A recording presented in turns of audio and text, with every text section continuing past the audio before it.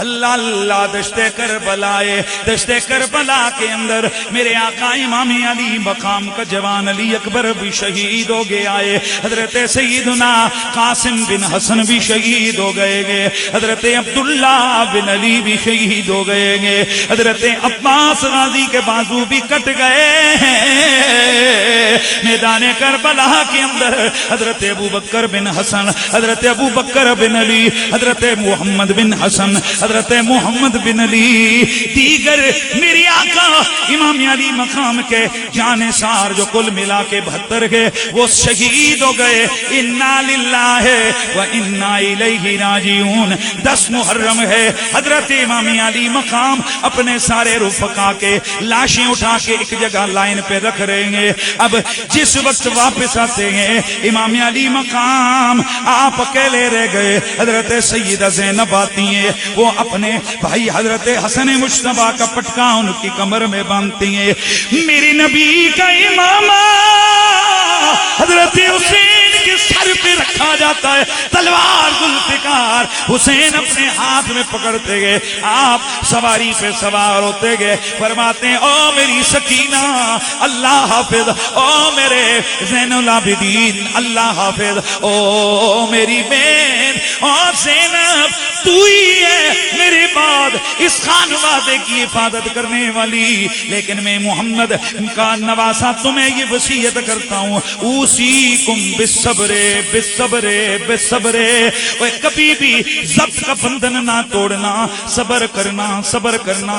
نبی کا کلمہ پڑھنے والوں، نبی کے کندھوں پہ کھیلنے والا حسین میدان کارزار میں اتر رہا ہے، وہ چشم فلک دیکھ رہی ہے کہ آج علی کا شیر علی کا لال جا رہا ہے، آپ جا کر دعوت مبارزت دیتے گئے، آؤ آؤ آؤ یزیدیو میرے خون سے بھی اپنے ہاتھوں کو رنگین کر لو۔ چنانچہ ادھر سے چند لوگ باہر نکلے، ان کے سر اڑتے دیکھے گئے، پھر ابن سعد بولا کہ حملہ چاروں طرف سے کرو، چنانچہ چاروں طرف سے حملہ کیا گیا، لیکن یہ حیدر کرار کا بیٹا ہے، یہ صاحب ذوالفقار کا بیٹا ہے۔ امام علی مقام نے 3 دنوں کا پیاسا رہ کر بھوکا رہنے کے باوجود آپ کی تلوار نے کشتوں کے پشتے لگا دیے، بالآخر ایک عدلی بدبخت نے ایک تیر مارا، امام علی مقام گھوڑے سے نیچے آئے، چنانچہ ایک عزلی ملعون بدبخت شمر جس کا نام تھا وہ آپ کے سینے پہ چڑھ کے بیٹھ گیا، آپ کے سر انور کو اس نے خنجر سے تن سے جدا کر دیا۔ تو پھر مجھے یہ کہنا ہے کہ جس نے نانا کا وعدہ وفا کر دیا، وہ گھر کا گھر سب سپردے خدا کر دیا، اس حسین ابن حیدر پہلا ہوں سلام۔ اے نبی کی آل سے محبت کرنے والوں، امام علی مقام میدان کربلا میں شہید ہو گئے۔ عمرو بن سعد نے اپنی فوجوں کو حکم دیا کہ یہ جتنی بھی اہل بیت کے حسین کے ساتھیوں کے لاشیں ہیں، ان کے سروں کو نیزوں پہ اڑس لیا جائے اور ان کے جسموں پر گھوڑوں کو دوڑا دیا جائے۔ چنانچہ ابن سعد کا ایک گھوڑوں پر بیٹھا ہوا دستہ، اس نے گھوڑوں کا رخ لاشوں کی طرف کیا۔ اعلیٰ حضرت فاضل بریلوی فتاوی رضویہ میں لکھتے گئے کہ ان یزیدیوں نے آپ کی لاشوں پہ گھوڑے دوڑائے، جس سے شہیدوں کے جسم پھٹ گئے، ان کی ہڈیاں چور چور ہو گئی ہے۔ اے میرے نبی سے محبت کرنے والوں ذرا غور تو کرو، یہ آج کس کی لاش پہ گھوڑے دوڑ رہے ہیں؟ یہ اس کی لاش پر جو نبی کے سجدے کے دوران ان کے کندھوں پہ بیٹھا کرتے تھے۔ یہ کس کی لاش ہے جس پر گھوڑے دوڑ کر جسم کو پھاڑ رہے ہیں، ہڈیوں کو چور چور کر رہے ہیں؟ ہاں ہاں، یہ وہ حسین ہے کہ جسے میرے نبی نے اپنی جان قرار دیا ہے، جسے میرے نبی نے جنتی جوانوں کا سردار کہا گیا، جسے میرے نبی نے اپنا جسم قرار دیا ہے، جسے میرے نبی نے حسین منی وانا منہ کا اعلان کر کے عزتوں سے نوازا ہے۔ او میرے دوستو، کربلا کے میدان میں وہ ظلم روا رکھے گئے کہ جن کو ایک عام آدمی بیان کرتے ہوئے بھی ہمت تلاش کرتا ہے۔ اب جب میدان کربلا کے اندر یہ میرے نبی کے پیاروں گھر والوں کے 72 لاشیں گھوڑوں نے روند ڈال والے تو اب نماز کا وقت ہو گیا. ادھر آل بیت کے خیموں میں بھی نماز ہوئی, ادھر حسین پاک کو شہید کرنے والے یزیدیوں نے بھی نماز پڑھنا شروع کر دی. اور حیرت کی بات تو یہ گئے کہ نماز کے بعد وہ یہ دعا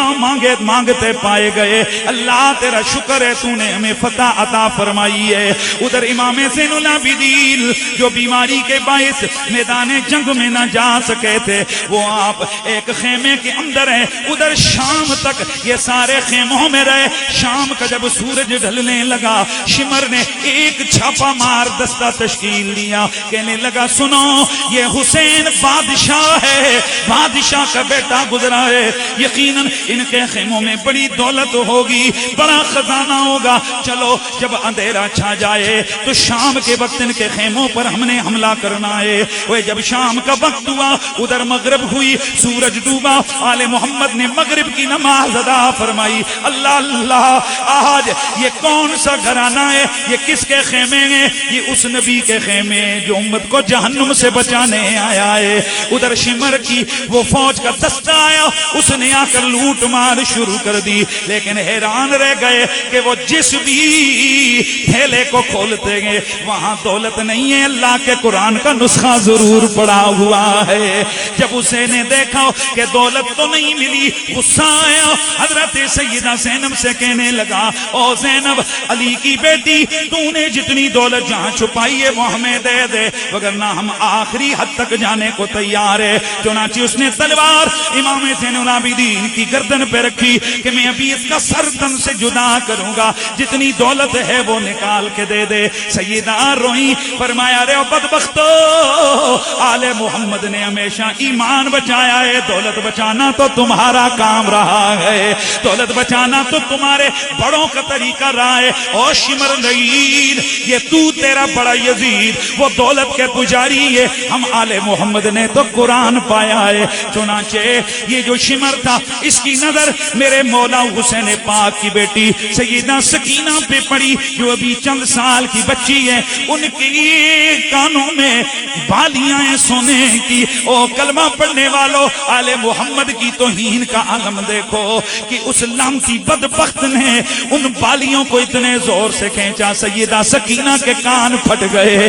آپ ڈرتی ہوئی سیدہ زینب کے پیچھے گئی. سیدہ زینب نے فرمایا, او شمر لعین, او کمینے تو حد سے گزر گیا ہے, اور تجھے مخدرات عصمت کی بھی پاس نہیں, تجھے نبی کی تطہیر کی آیت کی بھی خبر نہیں, اور تجھے قرآن کی احکام بھی یاد نہیں ہے. ہم ہی وہ لوگ ہیں جن کی شان میں آیت تطہیر نازل ہوئی ہے. میرے دوستو, شمر کو غصہ آیا, جب اور کچھ نہ ملا اس نے آل نبی کے خیموں کو آگ لگا دی. آج چشم فلک دیکھ رہی ہے, جو نبی امت کو جہنم سے بچانے آیا تھا, آج اس کی آل کے خیمے کربلا میں جل رہے ہیں. اللہ اللہ, یہ جو رات ہے کلمہ پڑھنے والوں, میں بس ایک منظر اکثر بیان کرتا ہوں تو بس میری ہمت جواب دے جاتی ہے.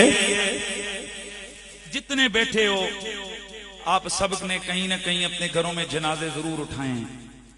آپ کو پتہ ہے کہ دن کو جو جنازہ ہوتا ہے, ہمارے علاقے کا رواج ہے کہ شام کے وقت اس بندے کے ان گھر والوں کے جتنے رشتہ دار ہیں نا, وہ شام کے وقت عورتوں کے پاس آ جاتی ہیں اور مردوں کے پاس آتے ہیں. وہی کہ نہیں آپ کے ادھر ہے رواج؟ میرے والد صاحب کا وصال ہوا, مجھے اس وقت اندازہ ہوا کہ یہ شام کے وقت, رات کے وقت آ کر رشتہ داروں کا بیٹھنا کیا چیز ہوتی ہے. دن کو بندہ مصروف ہوتا ہے کفن دفن میں نا, رات کو بندہ جب اندر گھر آتا ہے ماں بھی دیکھتا ہے, بندہ بھائی بہنیں وہ سب سامنے ہوتے ہیں, تو پھر بندے کو رہ رہ کر بچھڑے ہوئے یاد آتے ہیں. پر کبھی ایسے ہوتا ہے کہ ہمارے گاؤں کا رواج ہے کہ جب قریبی رشتہ دار فوت ہو جاتا ہے نا, تو پھر وہ سارے محلے والے قریبی وہ جلدی مغرب پڑھ کے کھانا کھاتے ہیں پہلے, اور فوراً دوڑتے ہیں کہاں, فوتگی والے گھر. وہاں جا کے ادھر ادھر کی باتیں کرتے ہیں, کوئی کیا بات کر رہا ہے, کوئی درود پڑھ لیتا ہے, یا پھر اس مرنے والے کی اچھے تذکرے کرتے ہیں. تاکہ جب گھر والے وہ دیکھتے ہیں نا کہ اب یہ تھک گئے ہیں اور سونے کے لیے تیار ہو رہے ہیں, پھر وہ کہتے ہیں چلیں جی اب چلیں, دعا کرتے ہیں. عورتوں کے پاس سے اٹھ جاتی ہیں, اور مرد, اس کا مطلب یہ ہوتا ہے کہ یہ جو رات ہوتی ہے نا, پہلی رات, بڑی سخت ہوتی ہے، بہت سخت ہوتی ہے یہ. جن کے کوئی بچھڑے ہوئے ہیں ذرا سوچ کے دیکھو. اللہ آج کربلا کو ذرا دیکھو میرے دوستو. کربلا کے میدان میں آج آل محمد کے خیمے جلے، صرف ایک خیمہ بچا ہوا ہے. اس خیمے کے اندر امام زین العابدین سیدہ زینب. حیرت کی بات یہ، نہ رشتہ دار، نہ چاچے، نہ مامے، نہ عزیز، نہ کوئی بھائی، نہ بہنیں، کوئی بھی نہیں جو آ جا کر دلاسا دے کر کہے زینب صبر کر، تیرے دو لال تجھ سے بچھڑے ہوئے گئے.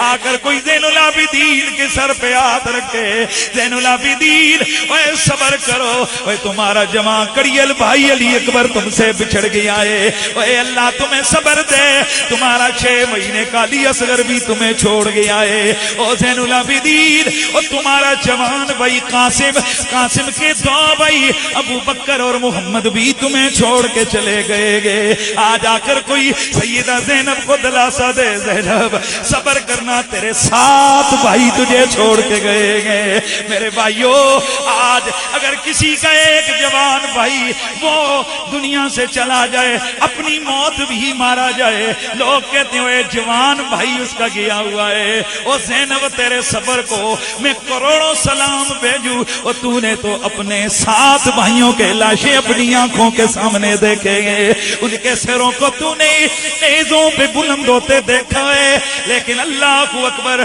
قربان جائیں مولا علی کی اس بیٹی پر، نبی کی اس نواسی پر، کہ ہر دفعہ یہ کہتی ہے اللہ تو ہم سے راضی ہو، ہمیں اور کسی چیز کی فکر نہیں ہے. دوستان گرامی، امام بہت سارے لوگوں نے لکھا ہے، لیکن سیدہ زینب پاک یہ رات گزر گئی. یزیدیوں نے اپنی لاشیں دفنائیں، کربلا والوں کے پھٹے ہوئے جسم وہیں پہ پڑے. اچانک صحرا کی آواز چلی تو ہوا نے نا ان کے جسم ڈھک دیے، جسم ڈھک دیے. سیدہ زینب کو سویرے سویرے یزیدی فوج نے آ کر آل محمد کے اس قافلے کو کہا کہ تیاری کرو، ابن زیاد کے دربار میں جانا ہے. ایسے نہیں کہ چلیں جی آپ، نہیں. امام زین العابدین کی پشت پہ کوڑے مارے گئے، آپ کے پاؤں میں بیڑیاں ڈالی گئی، آل نبی کی ان شہزادیوں کو رسیوں میں جکڑا گیا، قیدیوں کی طرح ان کو ڈنڈے مارے گئے.